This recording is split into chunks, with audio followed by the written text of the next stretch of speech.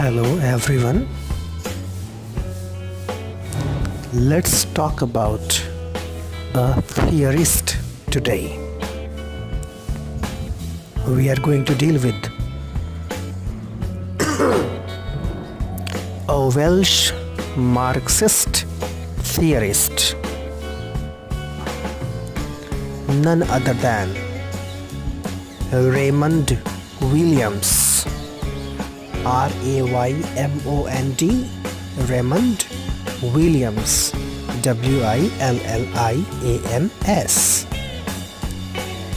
He was born in 1921, means in 20th century, and died in 1988. So you can say that he is contemporary theorist. We are not very far from his lifespan.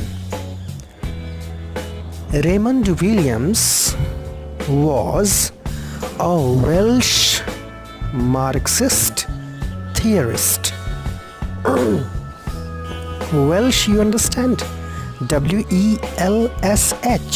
Welsh is used for the people belonging to country Wales. W-A-L-E-S, and that Wales is a part of UK, United Kingdom. As we know, UK consists of Scotland, Wales, Northern Ireland and England. So Raymond Williams is a Welsh Marxist theorist. Marxist means, in a way, a follower of Marx or a follower of Marxism, the person who contributed more in Marxism. Thus, Raymond Williams is a Welsh Marxist theorist, academic, novelist and critic. He is considered to be an influential figure with the New Left. Now we have to understand what this New Left is all about. New Left, a broad political movement. So this New Left is a movement, a broad political movement in 1960s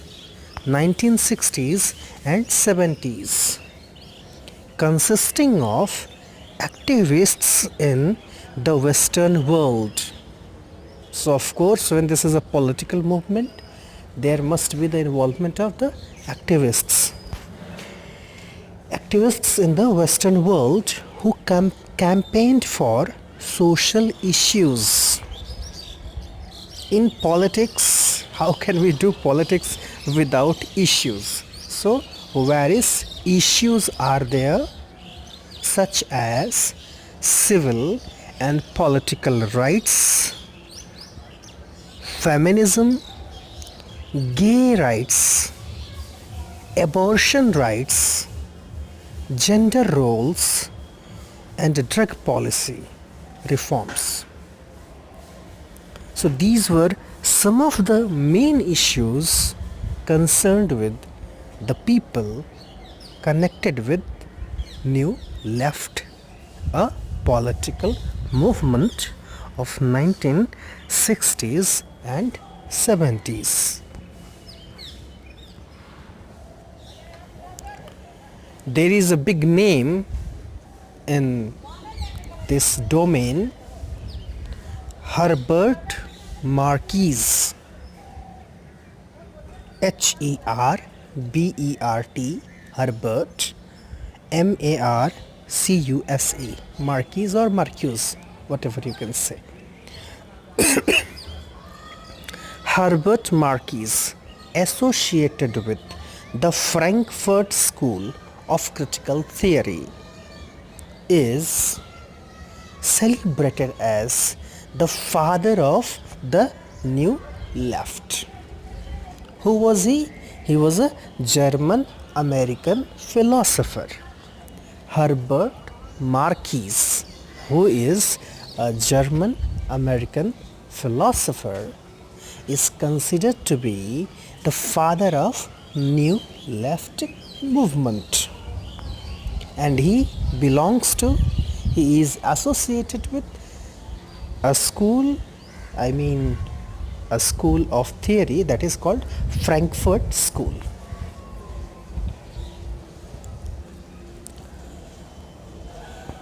Raymond Henry Williams wrote on politics, culture, the mass media, and literature, contributed to Marxist critique of culture and the arts. See, culture is very much there in his works. Whenever we have to talk about culture in theory, we cannot forget the name of Raymond Williams. He laid the foundation for the domain of cultural studies. See, that much interest he had. That's why he founded this domain of cultural studies and cultural materialist approach. So two things are there. One is the domain of cultural studies, the other one is the domain of cultural materialist approach. And as you know, whenever we talk of theorists, we cannot easily say that a particular theory begins from this very person. We find the traces in different people before the existence of that very person. That's why we talk of the influence. We talk of the people through which one gets influence, and the people to whom they influence. So when we talk of influences on the personality of Raymond Williams, there are some names. One is the great grandfather, you can say, of Marxism, Karl Marx, the beginner, the pioneer with Angel. So Karl Marx,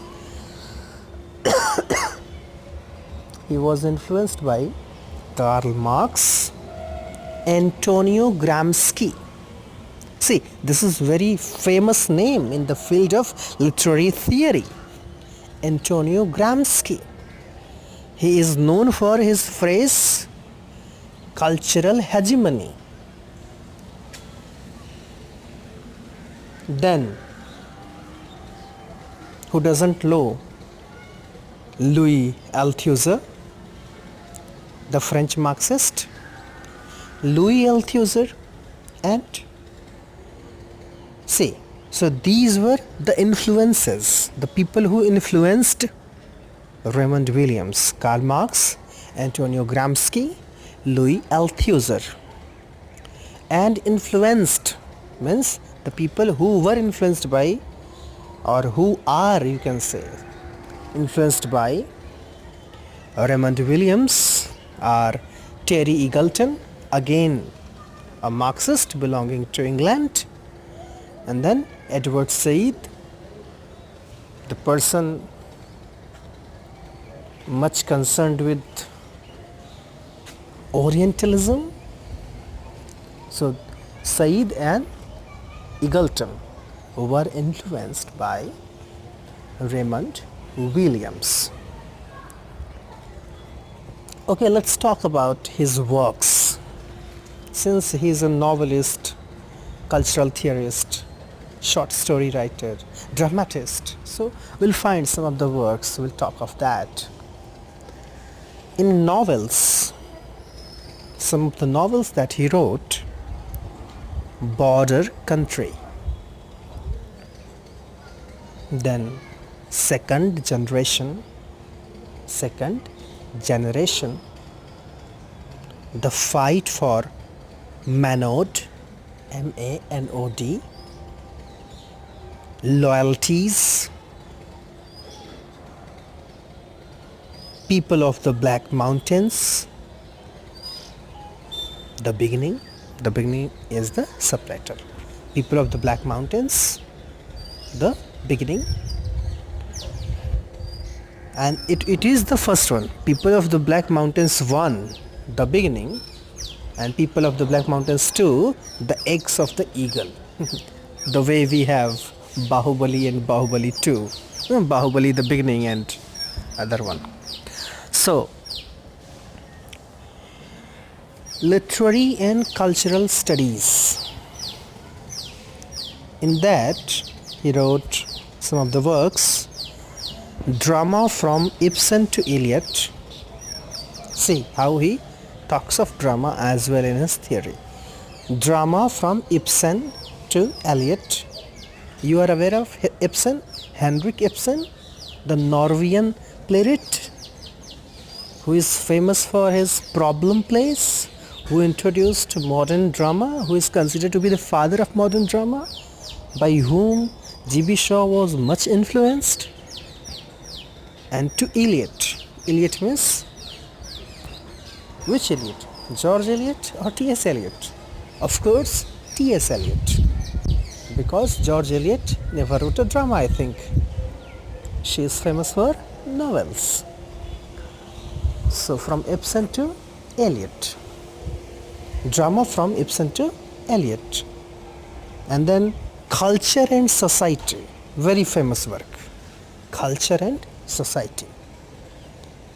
Other one is The Long Revolution, Communications.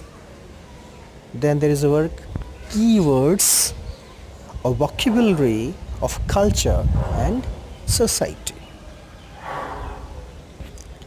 Let's talk of some of the short stories written by him. Red Earth, Sugar, This Time, The Writing on the Wall. And in drama, there comes one name that is called Koba, K-O-B-A. Koba. Then a 7-page introduction to All Things Betray Thee. This is a novel. All Things Betray Thee is a novel, not by him, but by a novelist, Gwyn Thomas, Gwyn, Gwyn Thomas. See, generally people say Thomas. When you pronounce th, that is not the actual pronunciation that is used in English. In English, we don't have that th sound as we say thali in Hindi. In English, we have th sound, th. For example, when we have to say THANKYOU, that is not thank you, that is thank you, thank you.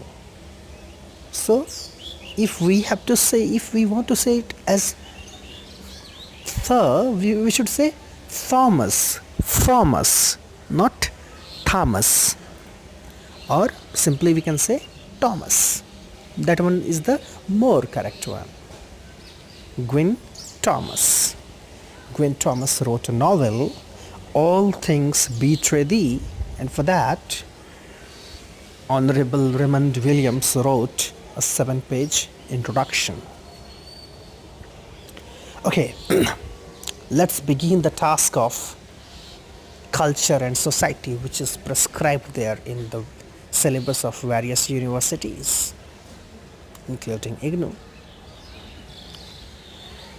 Culture and society.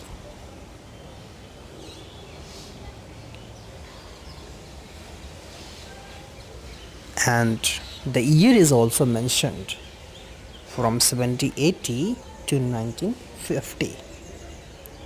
This is a book by Raymond Williams, published in 1958, means in the second half of 20th century. It explores how the notion of culture developed in the West.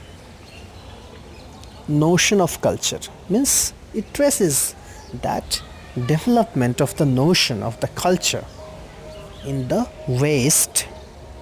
West means in European countries, in the West, especially Great Britain. And see, mind it, when we use the term Great Britain, United Kingdom, they all are not same. Great Britain is used for England, Scotland and Wales. Means Northern Ireland is not the part of Great Britain.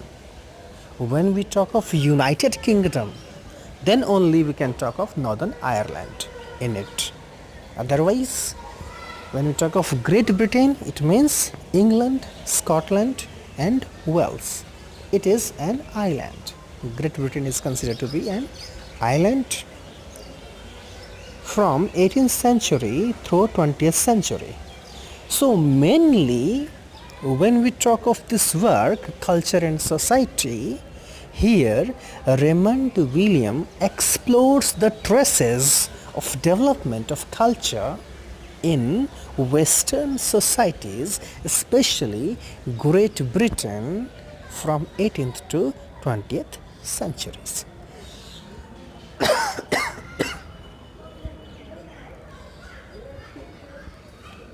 It argues that notion of culture developed in response to the Industrial Revolution.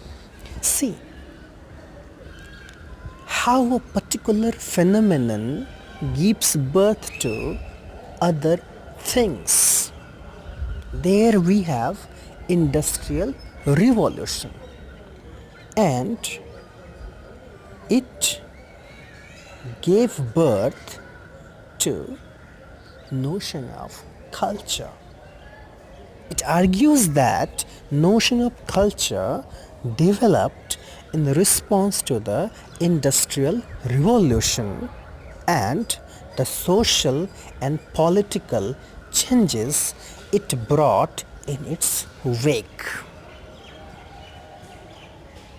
As we are very much aware about Industrial Revolution in Great Britain or in England, that we can learn very easily from the novels of Charles Dickens.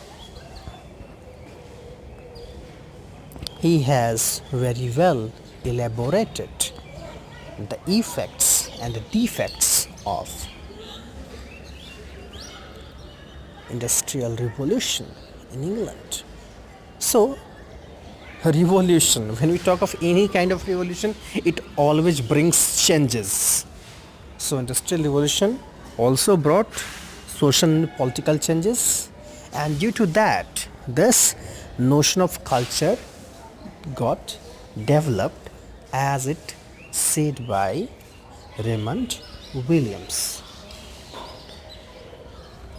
This is done through a series of studies of famous British writers and essayists.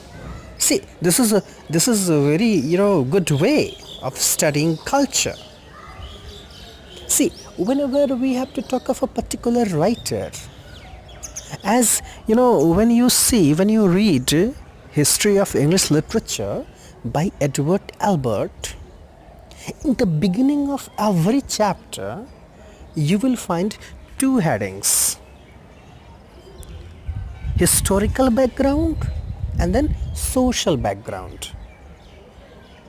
So it's very important to understand a particular writer of a particular era, to which kind of era that particular writer belongs. What was the historical situation? What was the social condition?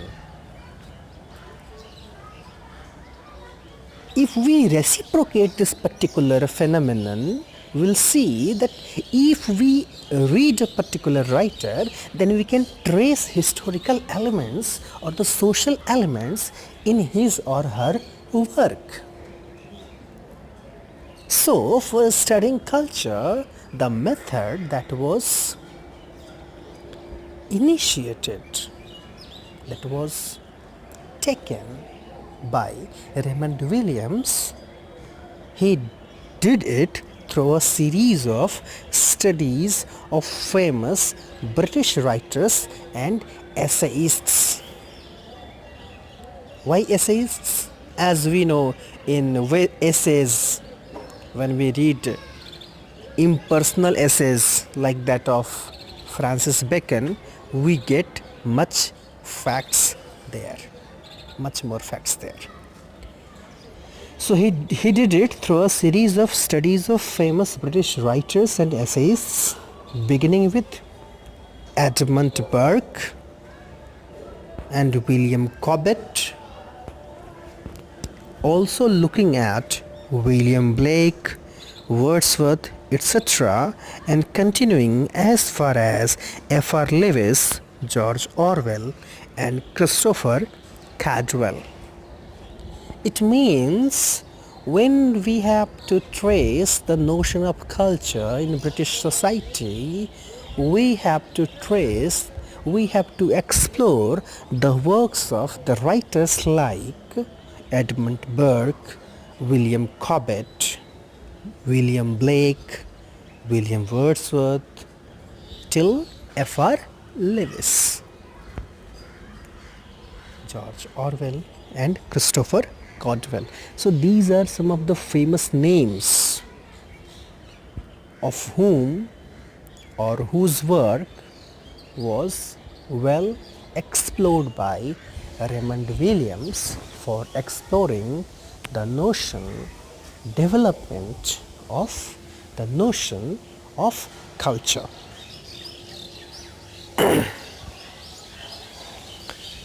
Culture and society, this work, Culture and Society, is acknowledged as perhaps the masterpiece of materialist criticism in English language.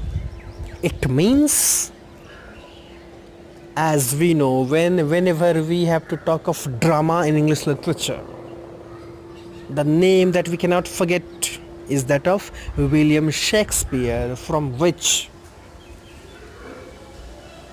that great drama is considered to be blossomed all over the world. So as while talking of drama, we cannot forget the people like Shakespeare, Shaw, and others. In a similar manner, whenever we have to talk of materialist criticism, then we cannot forget this masterpiece, this magnum opus by Raymond Williams, and that is Culture and Society.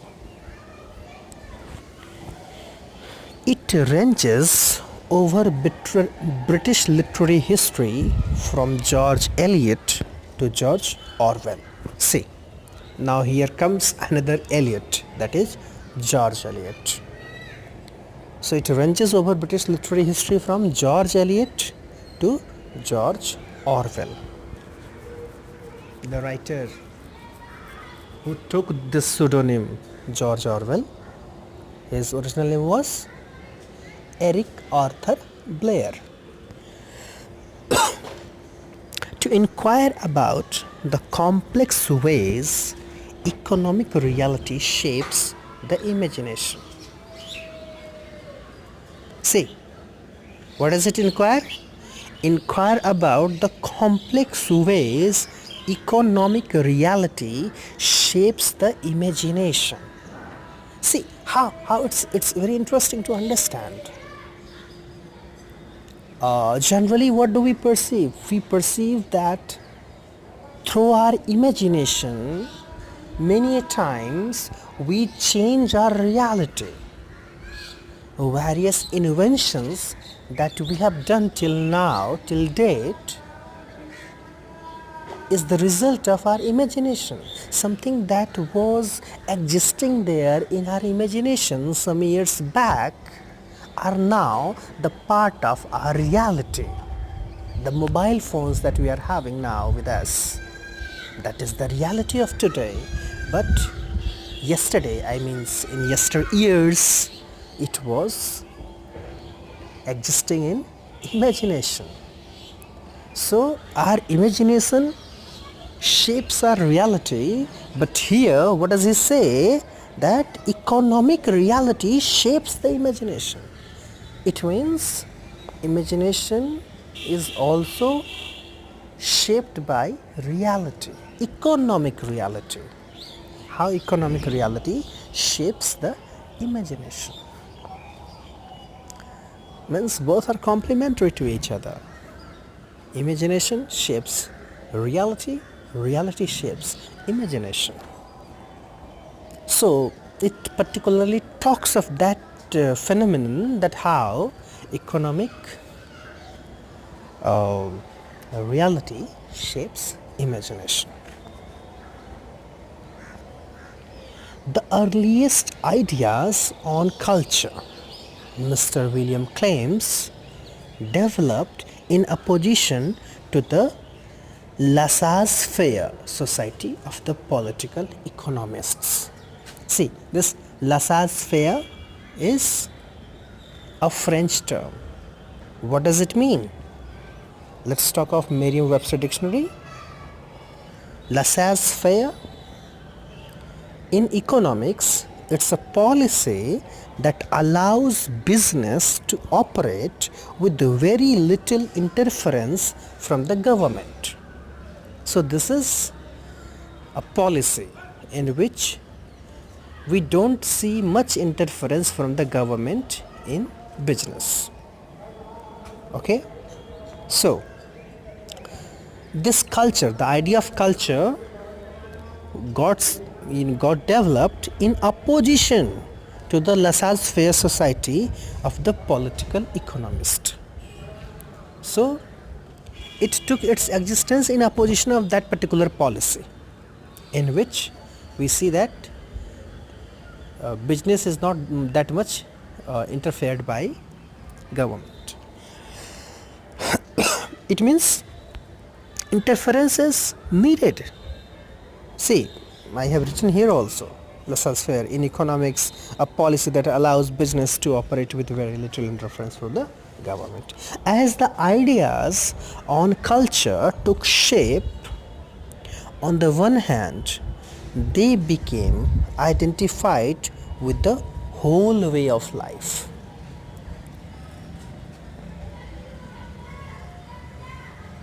See, sometimes it so happens that a particular idea gets introduced and is very much limited initially, but with the passage of time it spreads and it extends its dimensions in various ways. That happened with this also. As the ideas on culture took shape, on the one hand, they became identified with the whole way of life. So on the one hand, it is identified with the whole way of life. On the other hand, culture became a court of appeals, of where real values could be determined. See how this culture is identified in a different way. It became a court of appeals where real values could be determined. We know our values are very much connected with culture. In different culture, you will have different values.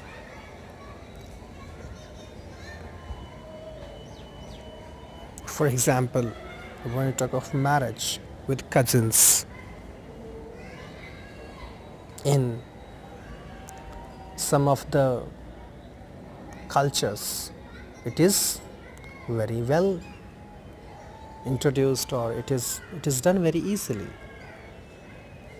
It is there in their culture that they can marry their cousins, and in opposite of that, we will find some of the cultures where this is considered to be very, the violation of the morality of the society, the values of the society.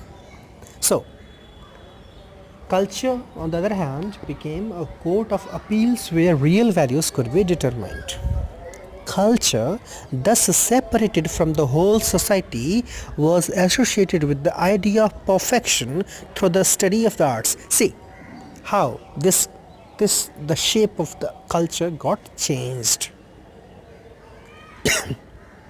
So culture is considered to be a separate entity from the society, and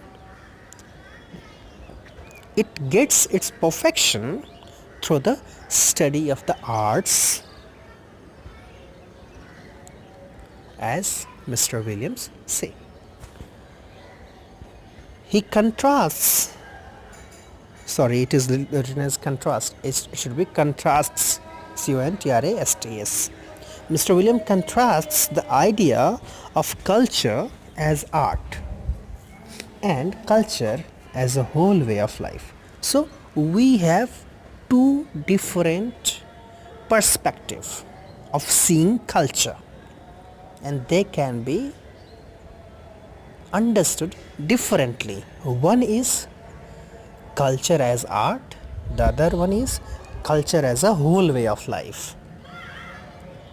And comments the later, means Mr. Williams is with the second one.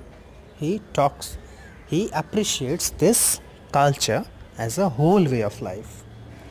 One can well learn to English intellectual history after reading this masterpiece of Raymond Williams. So of course, when you read Culture and what is the name of the work? Culture and Society. When you read this Culture and Society, you can be very well aware of English intellectual history, as we have talked of several writers of England in his work Culture and Society. Okay then, thank you.